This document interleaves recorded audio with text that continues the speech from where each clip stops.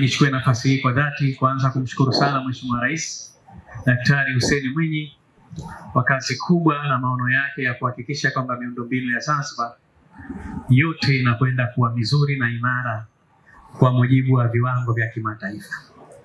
Nami nataka nielekeze hapa Katibu Mkuu Wizara ya Ujenzi, zile tathmini ambazo zimeshaletwa ofisini kwako, hakikisha kwa haraka iwezekanavyo unaziwasilisha Wizara ya Fedha kwa ajili ya malipo ya fidia ya wananchi ambao wameguswa na barabara hii. Na napenda nichukue nafasi hii kuhakikishia wananchi, hakuna mwananchi ambaye ataguswa na barabara hii kwa maana ya kuvunjiwa ama jengo lake linatakiwa kuondoka ambaye hatalipwa fidia. Tutawalipa wananchi wote kwa mujibu wa tathmini na viwango ambavyo vimewekwa kwa mujibu wa utaalamu wa tathmini wetu, ambao hile ni standard ya tathmini kwa mujibu wa miongozo ya tathmini ilivyo. Lakini nitumie nafasi hii kuwaomba sana wananchi waendelee kutoa mashirikiano katika ujenzi huu unaoendelea hapa Zanzibar. Haipendezi hata kidogo kwamba mradi unasimama kwa sababu mwananchi mmoja tu amekataa kuondoka.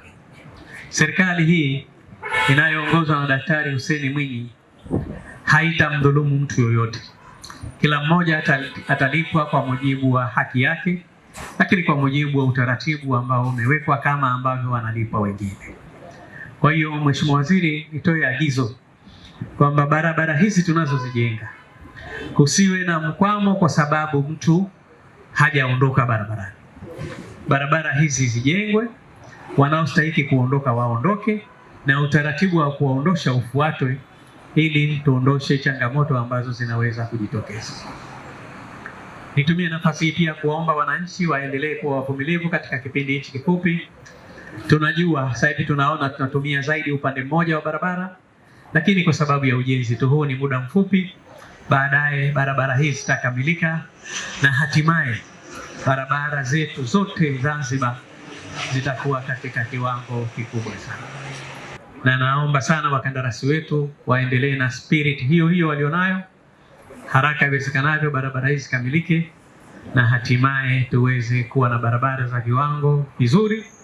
Na hasa ukiangalia hapa mbele tuna mashindano ya AFCON ambayo tutakuwa nayo hapa Zanzibar na Tanzania kwa ujumla.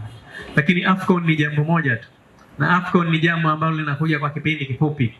Baadaye AFCON itaisha, barabara hizi wananchi wataendelea kutumia.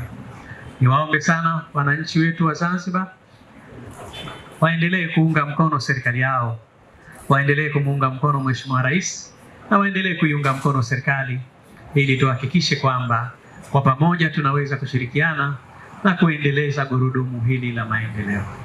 Mheshimiwa Rais kila siku huwa anapenda tuwe na miundombinu mizuri, na moja kati ya maendeleo makubwa duniani ni kutengeneza miundombinu. Ukikamilisha miundombinu unaweza kufanya hayo yote mazuri.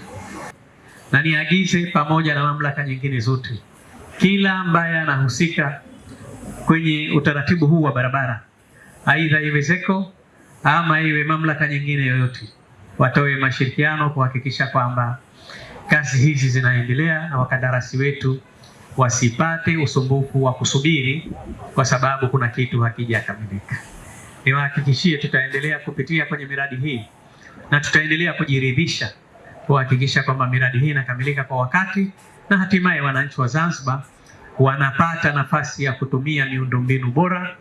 Naamini sasa Zanzibar tukikamilisha miundombinu hii tutakuwa tumefanya vizuri na haiba ya Zanzibar itaendelea kuwa nzuri zaidi.